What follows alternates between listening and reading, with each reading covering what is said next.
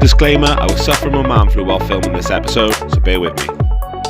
Here we have a 2007 Mazda RX8 with the 1.3 litre Mazda wankel rotary engine.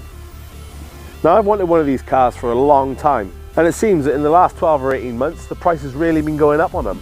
So I thought I'd jump on board and get myself one. And this one really isn't a bad spec. It's the 6-port 231 with a 6-speed box and limit slip differential.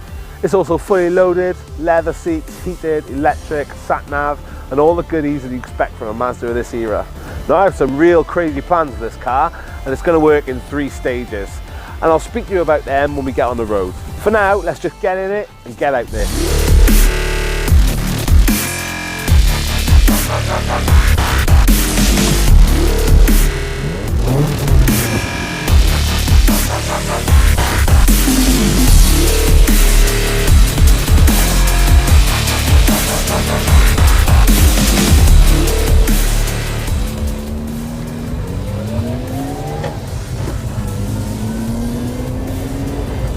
Right, so here we are, out on the road on my new little Mazda. And the first thing I'm going to do is address the rotating elephant in the room. It doesn't have an auto cycle engine, it's got the wankel Mazda rotary engine. For the most part, these things come with a very dire reputation. And as loved as the RX-7 was, with almost the identical engine, the RX-8 gets a lot of stick. But that's never stopped me, I've always wanted one. I know for the most part these cars you can pick up very, very cheap. And this one I got super cheap, for a few reasons. One, the exterior is not in great condition. There's plenty of rust on here, some dents, dinks and scratches. And two, it's got some starting issues, which I suspect to be low compression, which again is pretty common for these. And this one having nearly 70,000 miles and nothing in any of the service history to tell me that it's had a rebuild, I'm going to assume this engine is pretty close to the end of its life. So now you might be thinking, if you haven't bought one with a nice body, intended to do the engine, or you haven't bought one with a good engine, what have I bought it for? This build is going to go in 3 stages. Stage 1, I'm going to own, drive and maintain this car for the next 6 months as my daily driver. So I'm going to start by giving it a solid service. I'm going to fit a decat pipe and I'm going to start running this thing every day, back and forth work, back and forth to shops, everything I need it for.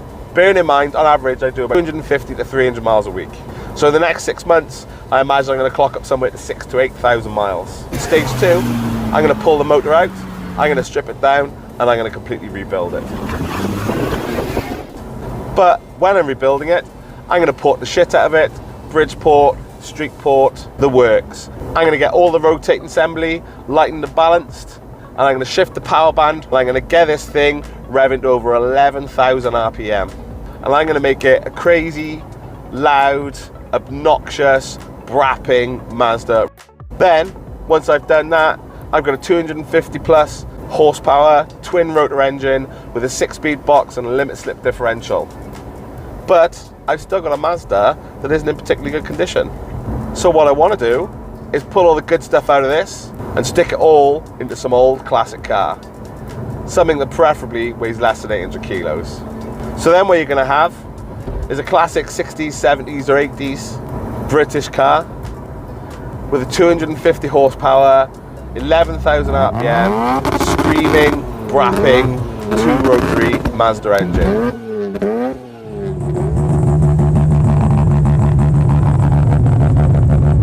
Now I don't care what planet you come from, that's some seriously crazy fun.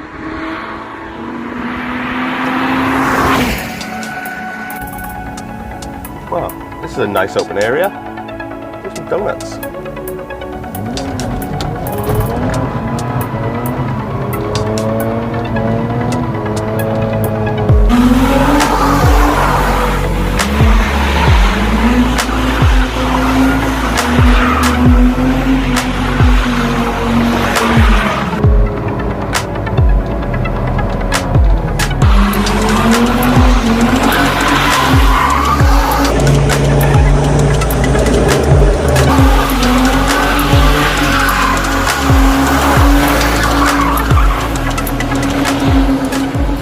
one of the biggest negatives I hear people say when they talk about this car is, oh, it's a low torque motor. It doesn't produce a lot of torque, which makes sense, but in the same breath, it's a real glass half empty kind of. I now proceed to go on a 10-minute rant about torque, brake horsepower and how it all works. But after watching the video and editing, I realised that nobody cares. So we're going to skip straight to my conclusion and then on to more rotary noises.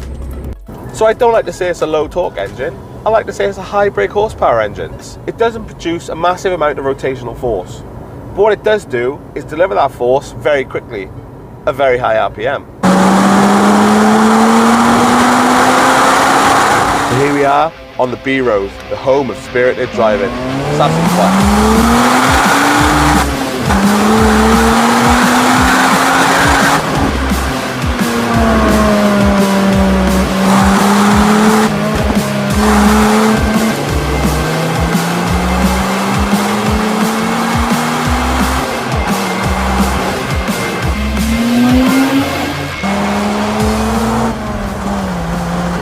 So poised, the turning is so sharp.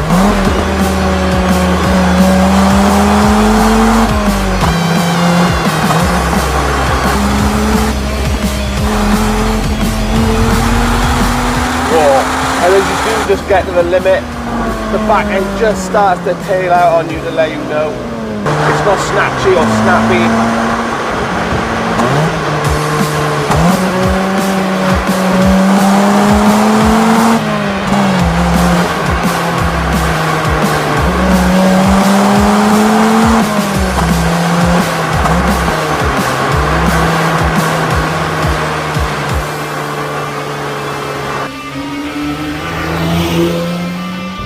And as we come to the end of the lanes, we find ourselves on a roundabout going onto a dual carriageway.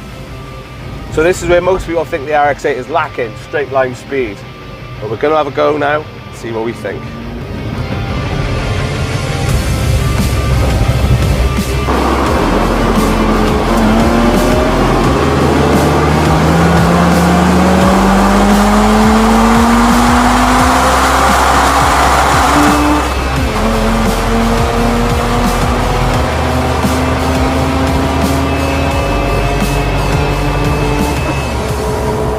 $100.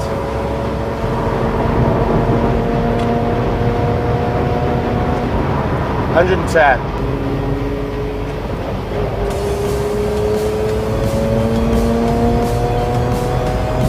$8,000. $9,000. $9,500. 100 mile an hour, fourth gear. It's great fun, even though it's not all that quick. Oh, wait there. Oh dear. And we're off again.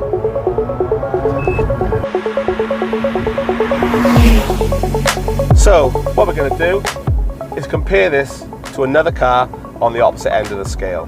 What we have here is a high revving, high horsepower, rotary engine. What we have there is a low revving, high torque diesel engine. Now bearing in mind that Ibiza puts out twice the amount of torque Than this car. Alright, that's a 40 mile an hour rolling start. Let's see what all the torque equates to.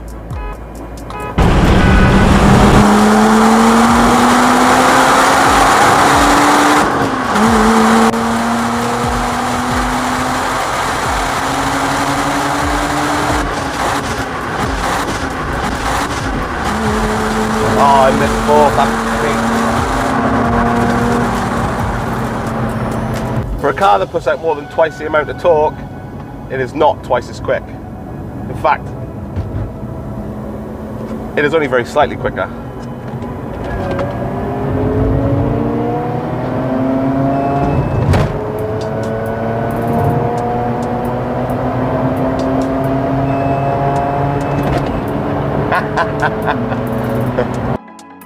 I actually have an affiliate sponsor for the channel now. It's with Amazon.